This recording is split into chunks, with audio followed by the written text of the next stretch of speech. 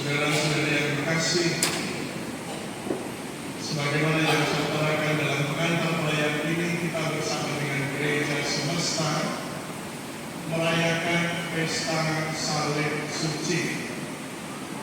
Salib, saya yakin mempunyai tempat yang sangat istimewa dalam kehidupan kita sebagai orang Kristen, sebagai seorang Katolik. Dan tempat istimewa itu tampak dalam berbagai macam ungkapan atau berbagai macam hal yang kita lakukan. Misalnya barangkali di antara kita ada yang menggunakan kalung atau gelang atau apapun yang di situ ada salibnya. Di rumah-rumah kita, saya yakin bahwa sudah dipasang salib. Mungkin tidak cukup hanya satu, tapi banyak salib ada di dalam banyak ruang di rumah kita. Barangkali di kendaraan juga ada salib, atau makan atau sebelum sesudah tidur barangkali kita juga membuat tanda salib. Semua itu menunjukkan bahwa salib mempunyai tempat dan juga arti yang membuat kita merasa aman, yang membuat kita merasa tenang karena ada salib, oleh karena diperlakukan seperti jimat. Tetapi salib lebih daripada itu. Salib adalah bagi kita sebagai orang beriman menjadi tanda keselamatan yang mengingatkan kita selalu bagaimana Allah mengasihi kita, bagaimana karya keselamatan itu dikerjakan oleh Allah, dan itu menjadi tanda kemenangan Allah atas dosa serta maut yang dialami oleh Yesus Putra Allah itu, di mana melalui salib itu sekali lagi kita bisa melihat, mengalami kasih Allah yang tak terbatas, kasih Allah yang diwujudkan melalui pengorbanan Yesus Putra Allah, yang melalui semua itu dunia diselamatkan, umat manusia mengalami keselamatan. Itulah iman kita. Bapak dan saudara-saudari, salib yang pada mulanya adalah alat penyiksaan yang kejam dan menjadi penghinaan atau berkelolokan ketika Yesus disalibkan itu. Tetapi melalui salib Allah menunjukkan kuasa-Nya dari sesuatu yang terburuk, dari sesuatu yang terhina. Allah mengambilkan yang terbaik. Dari kematian Allah melahirkan kehidupan. Dari kekejaman Allah memancarkan kasih dan belas kasih yang tak terhingga, yang semuanya itu menjadi kekuatan, menjadi pengharapan untuk setiap kita. Karena disitulah kita percaya, disitulah kita mengimani Allah sungguh menunjukkan dan menganugerahkan cinta yang tak bersyarat, yang sempurna kepada setiap kita. Bapak dan saudara-saudari yang kita melihat dan merenungkan apa yang disampaikan pada hari ini, bacaan kita dari kitab Bilangan menggambarkan atau mengisahkan bagaimana bangsa Israel pada waktu itu bersungut-sungut di padang gurun.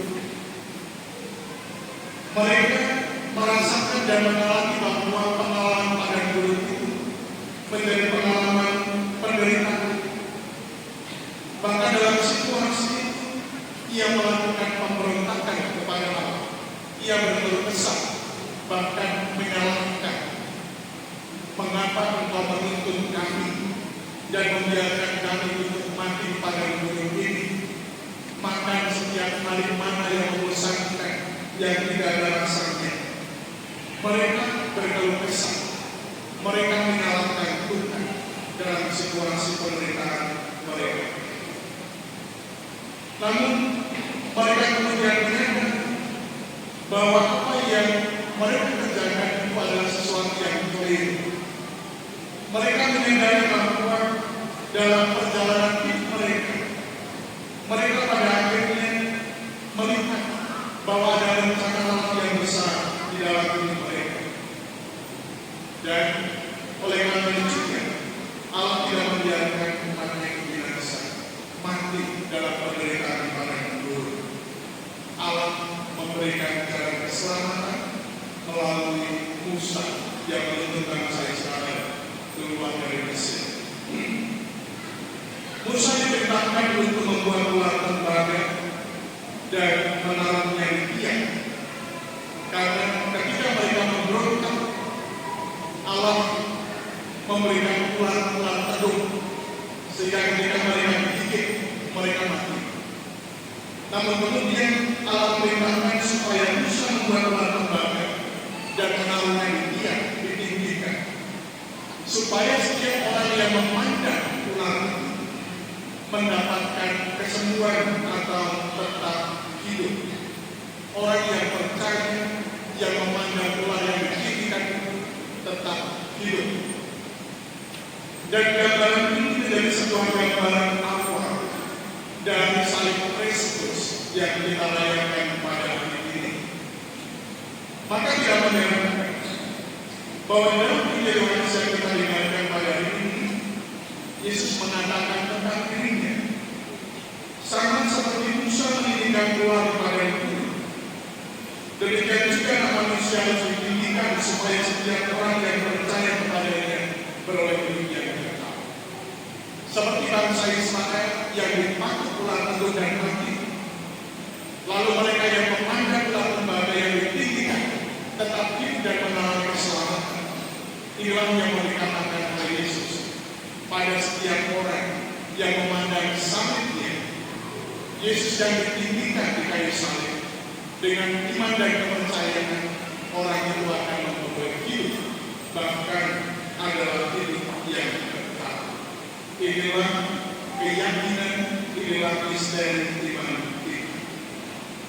Salib yang tadi dalam kematian ini menjadi lambang sumber hidup baru untuk setiap kita yang percaya. Sanggup saudara-saudara kepada jemaat Filipi mengingat Kristus yang adalah Allah merendahkan diri taat sampai wafat di kayu salib. Karena kerendahan hatinya, karena kesetiaan dan ketaatan Yesus pada Allah, ia ditinggikan, ia mengalami kemuliaan, kendati harus melewati jalan penderitaan salib. Maka ini menjadi sebuah pembelajaran untuk kita semua tentu saja, bahwa berhadapan dengan salib, pertanyaan kita adalah bagaimana kita mencoba untuk